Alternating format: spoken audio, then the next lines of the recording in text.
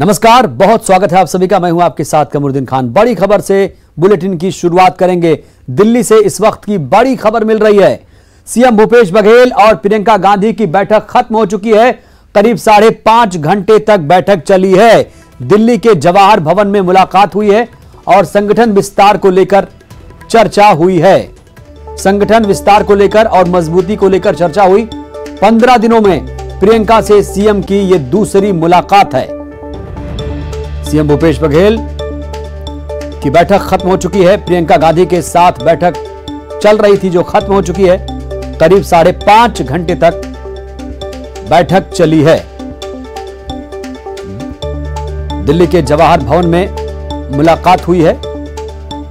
संगठन विस्तार को लेकर चर्चा हुई है।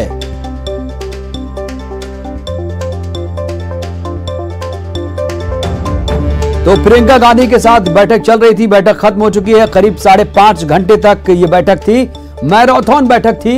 अब ऐसे में क्या जरूरी बातचीत हुई है ये देखना होगा। प्रियंका गांधी के साथ आपको बता दें करीब 5.5 घंटे तक बैठक चली है। दिल्ली से इस वक्त की बड़ी खबर, दिल्ली के जवाहर भवन में बैठक चल रही थी जो खत्म हो चुकी है। सीएम भूपेश बघेल आपको बता दें दिल्ली दौरे पर हैं और प्रियंका गांधी से ये उनकी दूसरी मुलाकात बताई जा रही है। लगातार मुलाकातों का दौर चल रहा है और संगठन मजबूत करने को लेकर चर्चा हुई है। और ज्यादा जानकारी के साथ हमारे संवाददाता अशरफ काजमी जुड़ रहे हैं दिल्ली से। अशरफ, मैराथन मुलाकात थी और बताइए मुलाकात में क्या कुछ निकला?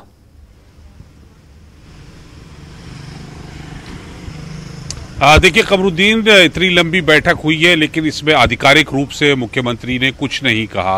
वो चले गए, लेकिन जो हमारे सूत्र है वो यही बता रहे हैं कि संगठन को कैसे विस्तार किया जाए, कैसे उसकी मजबूती की जाए और सरकार जो कामकाज कर रही है उससे आम लोगों को कैसे जोड़ा जाए, इन्हीं सब पहलुओं पर लंबी चर्चा की गई है। विस्तार से प्रियंका गांधी को सुझाव मुख्यमंत्री ने दिए हैं कि कैसे काम और अच्छा बेहतर सरकार कर सकती है। कुछ मुद्दों पर प्रियंका गांधी ने भी राय दी है कि राज्य सरकार को जनता के हित में और क्या क्या कदम उठाने चाहिए। करीब 5.5 घंटे की बैठक चली। राजनीतिक मुद्दों पर भी बात चली। जो किसान आंदोलन चल रहा है यहाँ पे, कृषि कानूनों के खिलाफ किसान धरने पर बैठे हैं, इस पर भी चर्चा की गई कि राज्य सरकार और क्या क्या कर सकती है, किसानों के हित में क्या कदम उठा सकती है। सब बातों पर चर्चा की है। और अब से कुछ ही देर पहले मुख्यमंत्री यहां से रायगढ़ पहुंच चुके हैं और जाने से पहले उन्होंने मोतीलाल वोरा से मुलाकात की है। बीमार चल रहे हैं मोतीलाल वोरा, तो उनके घर गए, उनके स्वास्थ्य के बारे में पूछा और इस वक्त वो रायगढ़ के लिए रवाना हो चुके हैं। दिल्ली दौरा ये जो था अशरफ, ये दिल्ली दौरा सीएम का बहुत ही ज्यादा महत्वपूर्ण था क्योंकि दिल्ली जाने से पहले उन्होंने एक बड़ी बैठक की थी जिसमें निगम की नियुक्तियों का मामला और लगातार कई नेता अपने अपने पसंद के नेताओं की सूची नाम लेकर पहुंचे हुए थे और दिल्ली दौरा इस लिहाज से भी काफी महत्वपूर्ण था। क्या निगम की नियुक्तियों को लेकर भी कोई जानकारी है आपके पास, क्योंकि उसके बाद ही संगठन विस्तार होगा, कार्यकारिणी का विस्तार होगा? देखिए कमरुद्दीन, इसके लिए उनको मुख्यमंत्री को सोनिया गांधी से मुलाकात करने की जरूरत है और सोनिया गांधी इत्तेफाक से दिल्ली में इस वक्त नहीं है। वह मुख्यमंत्री आए थे इसी तैयारी के साथ कि निगम मंडलों में जो नियुक्तियां होनी हैं उस पर अंतिम मोहर लग सके, क्योंकि इस वक्त जो है सोनिया गांधी नहीं है तो उनसे मुलाकात नहीं हुई। तो इस बारे में ये नहीं कह सकते कि अंतिम फैसला हो गया। स्थिति आज भी वही है जो रायपुर में थी कि सूची तैयार है, सब नामों पर फैसला हो चुका है, सिर्फ अंतिम मोहर सोनिया गांधी के लिए। जो सूत्र बताते हैं इसके हल्के फुल्के जरूर बात प्रियंका गांधी से हुई है कि ये सूची लोगों को नियुक्त करना है, लेकिन अंतिम फैसला इस मुद्दे पर सोनिया गांधी को करना है। तो ये बड़ी बात आपने कही अशरफ की, जो अंतिम फैसला है निगम की नियुक्तियों का, जो सूची दूसरी आने वाली है उस पर मुहर तो सोनिया गांधी की ही लगेगी। चलिए, बहुत बहुत शुक्रिया आपका जानकारी देने के लिए अशरफ। सीएम भूपेश बघेल ने किसान आंदोलन पर न्यूज 18 से खास बातचीत की। किसानों के आंदोलन पर सीएम भूपेश बघेल ने क्या कहा, आइए आपको सुनवाते हैं। छत्तीसगढ़ के मुख्यमंत्री भूपेश बघेल मेरे साथ है। सर, आज फिर किसानों की मीटिंग केंद्र सरकार के साथ है, लगता है कुछ वो हल निकलेगा? देखिए, जो इनकी बात है वो बिल्कुल 180 डिग्री उल्टा है।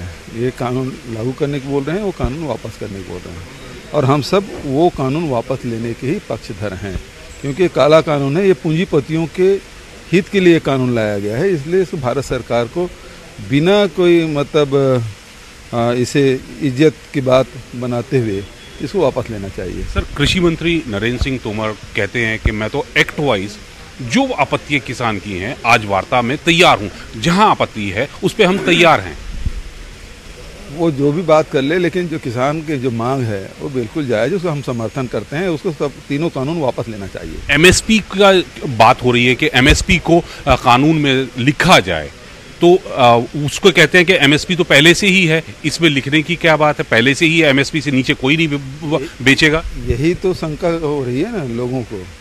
या तो फिर ये एक लाइन कर दे और कुछ मत करे, केवल एक लाइन कर दे कि पूरे अनाज किसान के वो एमएसपी से खरीदा जाएगा। आप खुद किसान हैं, तो ये लग रहा है कि सर क्या केंद्र सरकार के रुख में कहीं नरमी है? क्योंकि जिस तरह से दिल्ली को घेर रखा है चारों तरफ से और दूसरे स्टेट से भी हो रहा है, आपके यहाँ भी छत्तीसगढ़ में भी किसान सड़कों पर हैं, केंद्र सरकार दबाव में है। केंद्र सरकार दबाव में तभी तो बात कर रहे हैं, और ये इसको आज नहीं तो कल मानना ही पड़ेगा। तो भूपेश बघेल साहब कह रहे हैं कि केंद्र सरकार दबाव में है और किसानों की मांग आज नहीं तो कल माननी पड़ेगी। कैमरामैन रमेश के साथ नई दिल्ली से अशरफ काज़मी, न्यूज़ 18। मुख्यमंत्री भूपेश बघेल ने राज्य में खरीफ वर्ष 2020-21 में समर्थन मूल्य पर खरीदे जा रहे धान का समय पर कस्टम मिलिंग कराने की मांग के संबंध में केंद्रीय खाद्य मंत्री पीयूष गोयल को पत्र लिखा। उन्होंने पत्र में राज्य की कस्टम मिलिंग की क्षमता का उल्लेख करते हुए केंद्रीय पूल के अंतर्गत भारतीय खाद्य निगम में 26 लाख मीट्रिक टन उसना चावल और 14 लाख मीट्रिक टन अरवा चावल उपार्जन की अनुमति देने का अनुरोध किया है।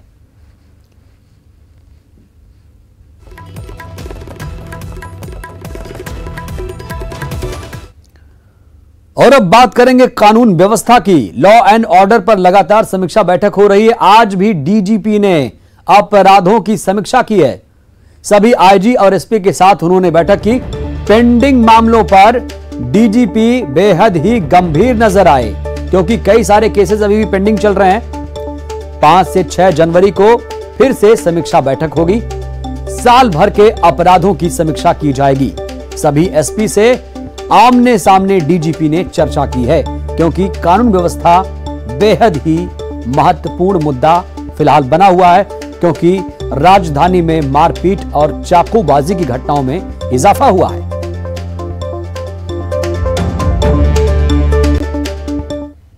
और बड़ी खबर रायपुर से मिल रही है, जहां पर मुंबई में राजधानी की युवती के साथ रेप की वारदात को अंजाम दिया गया। डीजीपी ने मामले पर संज्ञान लिया और युवती की शिकायत पर एफआईआर दर्ज की। पीड़िता ने ट्वीट कर इंसाफ की गुहार लगाई थी। आईजी आनंद छाबड़ा ने भी बातचीत की। मुंबई पुलिस कमिश्नर से चर्चा की। युवती की मदद करने को लेकर बातचीत हुई है। तो बड़ी खबर इस वक्त की आपको दिखा रहे हैं। पीड़िता ने ट्वीट कर इंसाफ की गुहार लगाई है। युवती की मदद करने को लेकर फिलहाल बातचीत हुई है मुंबई पुलिस कमिश्नर से। मुंबई में राजधानी की युवती के साथ रेप की घटना सामने आई है। डीजीपी ने मामले का संज्ञान लिया है।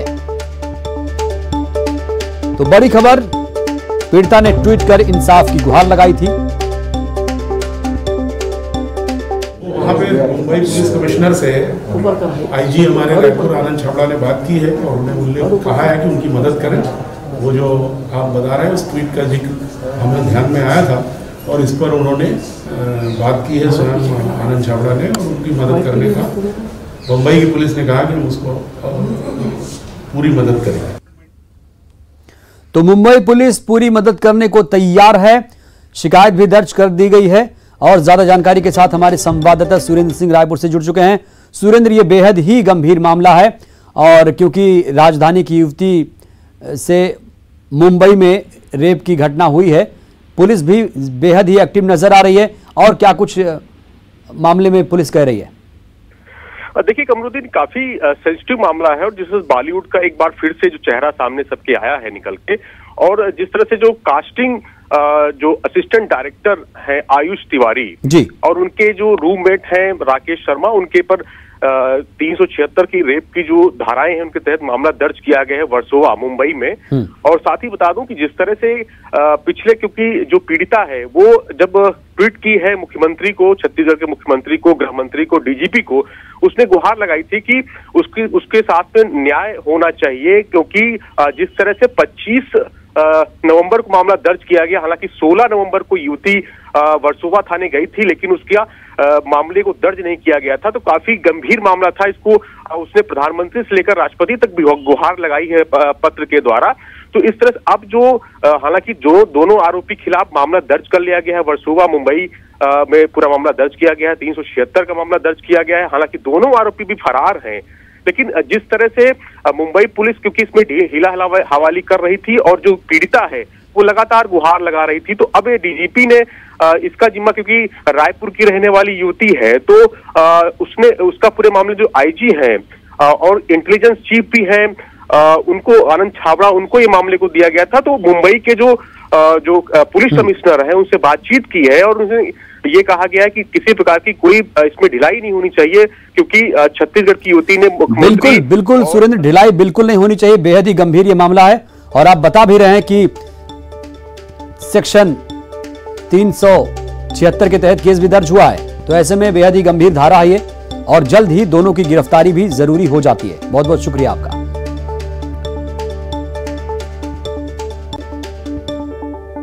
और इस वक्त केंद्रीय मंत्री नरेंद्र सिंह तोमर किसानों के बारे में कुछ कह रहे हैं, सुनते हैं। आज किसान यूनियन के साथ भारत सरकार की चौथे चरण की चर्चा पूरी हुई है। इस चर्चा में हमारे कॉमर्स मिनिस्टर माननीय पीयूष गोयल जी, माननीय सोम प्रकाश जी और सभी अधिकारी उपस्थित थे। सभी आमंत्रित श्रेणी की किसान यूनियन ने इस बैठक में भाग लिया। बहुत ही सौहार्द वातावरण में चर्चा हुई। यूनियंस के लोगों ने अपना पक्ष रखा और सरकार ने भी अपना पक्ष रखा। 2-3 दौर की चर्चा और आज की चर्चा में सामान्य तौर पर कुछ बिंदु निकाले गए हैं जिन पर किसान यूनियन की चिंता मुख्य रूप से है। हम लोग प्रारंभ से ये बात कह रहे थे कि भारत सरकार किसानों के हितों के प्रति पूरी तरह प्रतिबद्ध है और आने वाले कल में रहेगी। सरकार का कोई ईगो नहीं है और सरकार हर विषय पर पूरा खुले मन से किसान यूनियन के साथ चर्चा कर रही थी। किसान यूनियन और किसानों की चिंता है कि जो नया एक्ट आया है उससे एपीएमसी वो ख़त्म हो जाएगी। भारत सरकार इस बात पर विचार करेगी कि एपीएमसी सशक्त हो और एपीएमसी का उपयोग और बढ़े। जहां तक नए एक्ट का सवाल है उसमें एपीएमसी परिधि के बाहर प्राइवेट मंडियों का प्रावधान है, तो प्राइवेट मंडियां आएंगी, लेकिन प्राइवेट मंडी और जो एपीएमसी एक्ट के अंतर्गत बनी हुई मंडियां हैं उन दोनों में कर की समानता हो और ये इस पर भी हम लोग विचार करेंगे। और साथ ही यह भी बात आई कि जब मंडी परिधि के बाहर ट्रेड होगा तो वो सिर्फ पैन कार्ड से ही होगा, तो पैन कार्ड तो आजकल किसी को भी मिल जाता है, तो ट्रेडर का रजिस्ट्रेशन होना चाहिए। तो ट्रेडर का रजिस्ट्रेशन हो, यह भी हम लोग निश्चित रूप से सुनिश्चित करेंगे।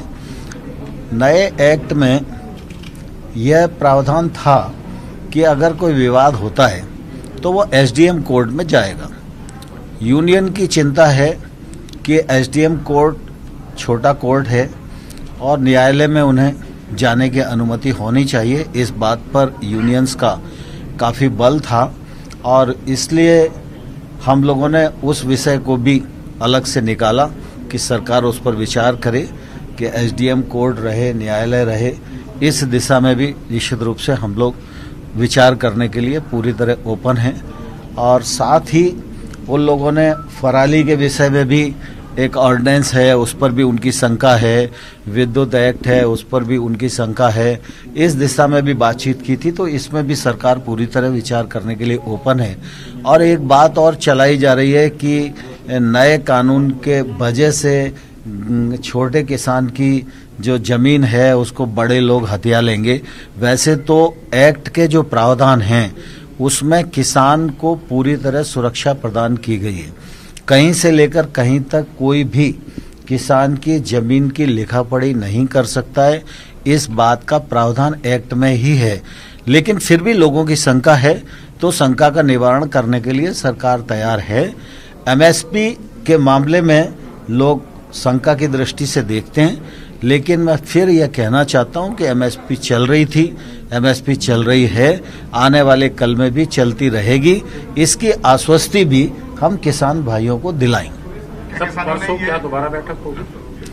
आज बैठक का चौथा चरण समाप्त हुआ है और परसों दोपहर में 2 बजे दोबारा से यूनियन के साथ सरकार की बातचीत होगी और किसी अंतिम निर्णय पर हम लोग पहुंचेंगे। अभी तक सकारात्मक आपको लगता है कि एक शुरुआत है, सकारात्मक की तरफ रास्ता जा रहा है? मुझे लगता है आज बहुत अच्छे वातावरण में चर्चा हुई है और किसानों ने बहुत ठीक से अपने विषयों को रखा है। सरकार के पक्ष को किसान यूनियन ने पूरे संयम के साथ सुना है। तो एमएसपी चल रही थी, चल रही है, चलती रहेगी और एपीएमसी जो है वो जो मंडियां हैं खासतौर से वो भी खत्म नहीं होंगी, ये आश्वासन सरकार की तरफ से मिल गया है। वक्त एक छोटे से ब्रेक का। राजनांदगांव से बड़ी खबर मिल रही है जहां पर मानव तस्करी का मामला सामने आया है और इस मामले में 2 और आरोपी गिरफ्तार हो चुके हैं। एक महिला और एक पुरुष गिरफ्तार किए गए हैं। महाराष्ट्र के नांदेड़ जिले से गिरफ्तारी हुई है। अब तक 8 लोग पुलिस के शिकंजे में फंस चुके हैं। डोंगरगढ़ थाना क्षेत्र का यह पूरा मामला है। मानव तस्करी दुनिया का सबसे बड़ा मुद्दा है। भारत भी इससे ज्यादा प्रभावित है। खासतौर से देश की बात करें तो छत्तीसगढ़ राज्य इससे ज्यादा प्रभावित है। तो मानव तस्करी की घटनाएं लगातार बढ़ रही हैं। बड़ी खबर राजनांदगांव से।